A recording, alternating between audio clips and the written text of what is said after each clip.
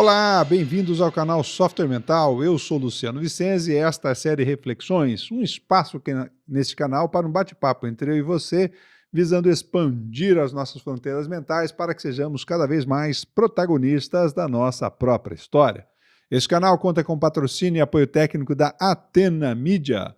O canal Software Mental conta com 2 séries de conteúdo, as entrevistas com convidados especiais e a série Reflexões, onde você é minha convidada, meu convidado. No episódio passado, nós conversamos sobre a importância do autoconhecimento, destacado inclusive pelo Yuval Harari na passagem aí pelo Brasil, na qual ele destacava o autoconhecimento como uma das formas fundamentais para que evitemos a indesejável condição do tatu digital, né? Aquela pessoa que só tem acesso à informação que é regulada pelos seus provedores, pelos seus sites de busca, mecanismos de busca, enfim, que fica sugerindo sempre aqueles temas que são específicos de seu interesse. Para evitar essa condição, o que cerceia a sua liberdade de acesso à informação, o autoconhecimento é um grande canal para que você mantenha na sua rota, no seu prumo, na sua diretriz de busca pelo conhecimento, a amplitude de informações que permite a diversidade de conteúdos e, com isso, a riqueza de ideias. Muito bem. Nesse episódio hoje vamos conversar aqui sobre autoestima sadia, que é um conceito que vem aí na sequência da pesquisa ou do autoconhecimento, justamente porque, para que essa autoestima sadia de fato aconteça, são precisos alguns elementos que a gente precisa analisar um pouquinho mais de perto. Na década de 60, 70 nos Estados Unidos, onde o conceito ganhou mais força, achava-se que elogiar compulsoriamente as crianças seria uma técnica ou uma estratégia bem adequada para fortalecer a autoestima e, com isso, desenvolver cidadãos mais sadios, mais resilientes, mais capazes de enfrentar os desafios da vida de modo geral.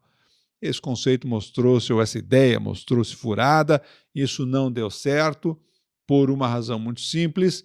O indivíduo, quando tinha tendências a uma autocrítica mais severa, ia para baixo do mesmo jeito, e quando ele, então, comprava a ideia de que ele era um super-herói invencível, insuperável, maravilhoso, na verdade, acabava não assumindo a responsabilidade pelos resultados quando as coisas não iam bem. E aí vem a pergunta, né? Mas vem cá, e o que é autoestima mesmo? Ou o que é autoestima sadia, então, vamos dizer assim? Autoestima é afeto em relação a si mesmo, né? Mas o que é uma autoestima sadia? A autoestima sadia, ela é uma análise, um juízo de valor que a gente faz sobre o autoconceito, sobre a ideia que eu tenho de mim mesmo. Para que essa autoestima, então, ela não seja fugaz ou sujeita às avaliações externas das pessoas, é importante que eu tenha clareza do conceito que tenho de mim mesmo e, a partir desse conceito, eu consiga estabelecer na relação com os outros o feedback necessário para ir ajustando a minha conduta, o meu posicionamento, a minha visão de mundo, e com isso eu possa desenvolver uma relação de afeto comigo mesmo mais positiva. Isso porque estima é uma reação emocional a um conceito qualquer que seja. Em relação ao autoconceito, algumas dicas fundamentais, né, mas normalmente são relacionadas ao nosso conceito de estética, comum a qualquer sociedade, conceito de ética, comum à vida coletiva de modo geral, e que então me dá esses feedbacks que eu quero, ou que eu preciso receber para burilar a minha autoestima de modo geral, e a minha confiança na minha cognição, na minha capacidade de pensar. A autoestima ela já começa pegando justamente daí. 2 conceitos são a essência, ou formam a essência da autoestima mais sadia. A confiança na capacidade de pensar sobre os seus problemas, os seus desafios, de forma dissociando muitas vezes, então, o valor pessoal do resultado específico, ou seja, o resultado ruim, ele não é alguma coisa que nos qualifica ou desqualifica, mas sim uma fonte de aprendizado para que a gente possa pensar de forma melhor o que estamos fazendo e como estamos fazendo. E o segundo conceito fundamental, essencial da autoestima, derivado então daquela relação de ética que eu falava agora há pouco, é justamente o senso de merecimento, a felicidade. Coisa que, quanto mais você idealiza um eu ideal, você cria aí um eu ideal, mais longe você está desse senso de merecimento à felicidade. Se a gente vai aprofundar então um pouquinho mais esse autoconceito, que é a base da autoestima, que é o que alimenta, o que fomenta a autoestima, a gente começa a perceber que, em parte, ele é formado pela percepção, o conceito que eu tenho de mim mesmo, mas os feedbacks que eu recebo do meio onde é que eu estou inserido. A cultura, por exemplo, predominante, os traços dessa cultura, os hábitos, comportamentos sociais definidos por essa cultura, né? Os problemas de autoconceito, então, para a gente entender um pouquinho mais da raiz da autoestima sadia, pode apresentar alguns problemas, notadamente 3 deles requerem a nossa atenção. O locus de controle externo.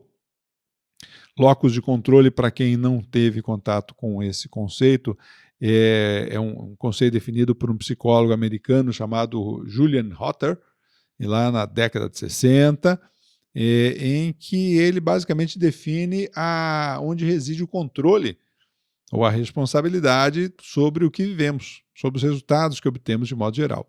Quando o locus de controle é interno, significa que eu trago para mim essa responsabilidade.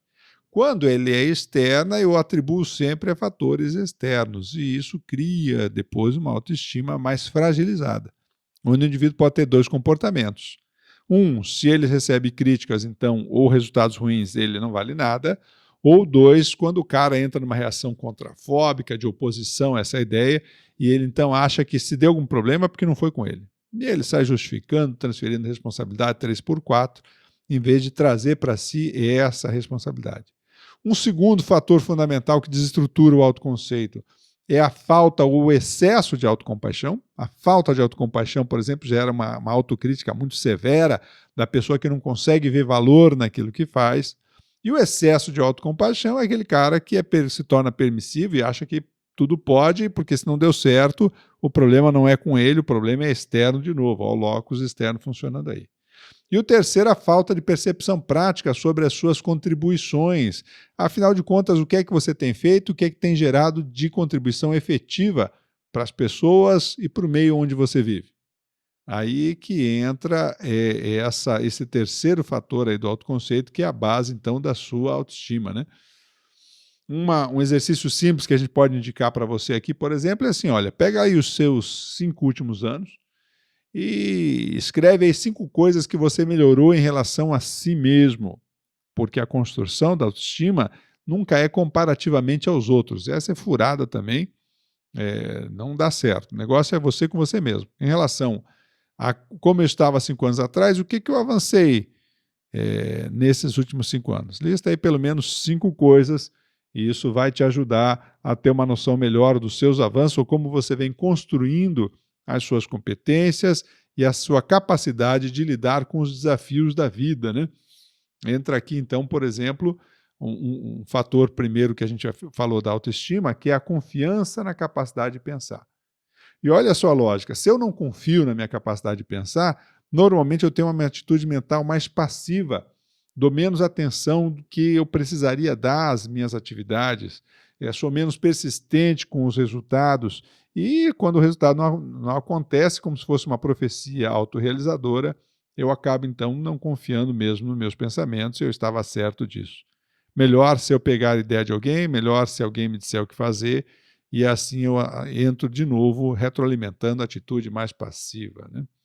A confiança na capacidade de pensar, então, requer 2 fatores fundamentais. O primeiro, a atenção constante à nossa cognição, como é que eu alimento o meu cérebro de novas informações, onde eu busco esses inputs, está aí a conexão com o tema do autoconhecimento do nosso episódio passado, e a reflexão que busca ser mais produtiva e que vai concatenando os conceitos do meu dia a dia para que, eu forme uma história coerente sobre mim mesmo e o meu desenvolvimento.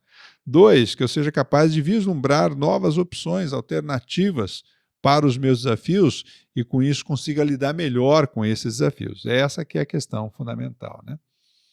E o senso de merecimento à felicidade é a vivência do nosso senso de adequação à vida, que eu, de fato, então,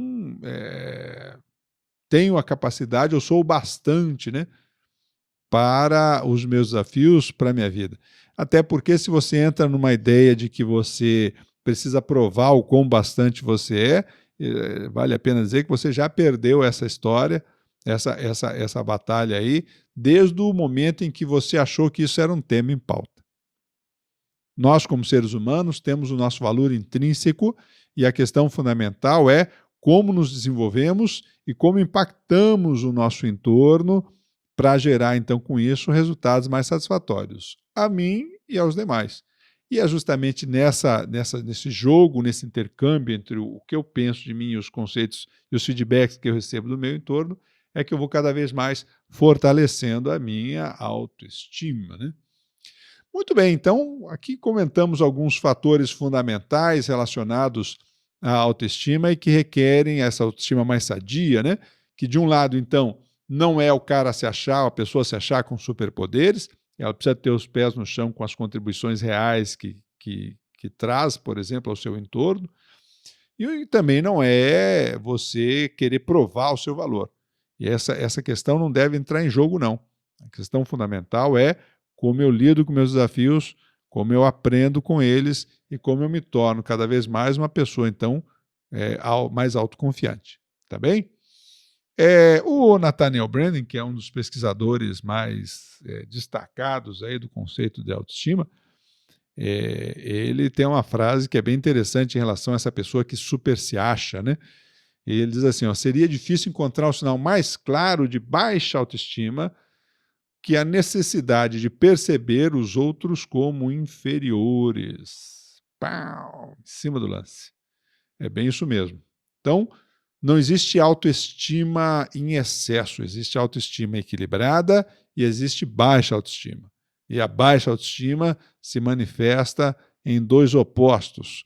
Ou o indivíduo que ele, então, se torna mais deprimido em relação ao valor que tem sobre si mesmo, ou ele começa a se achar a última bolacha do pacote e tem uma visão distorcida de superioridade sobre os outros. Ambos requerem atenção para que a gente possa qualificar melhor esse conceito da autoestima e aí sim que esse indivíduo se torne mais capaz de lidar com os desafios da vida e se sentir bem e se sentir feliz consigo mesmo. Tá bem? Muito bem, pessoal, estamos chegando ao final de mais um episódio da série Reflexões. Por que tratamos desses temas aqui no canal Software Mental? Porque confiamos que o mundo é um cenário de oportunidade para quem expande as suas fronteiras mentais e achamos que você merece aproveitar essas oportunidades. Siga o nosso canal, gostou, dá um like e mande aí as suas ideias, sugestões, críticas, que isso sempre nos ajuda a ir aperfeiçoando os nossos conteúdos. Por enquanto é só, pessoal. Um abraço e até o próximo episódio. Tchau!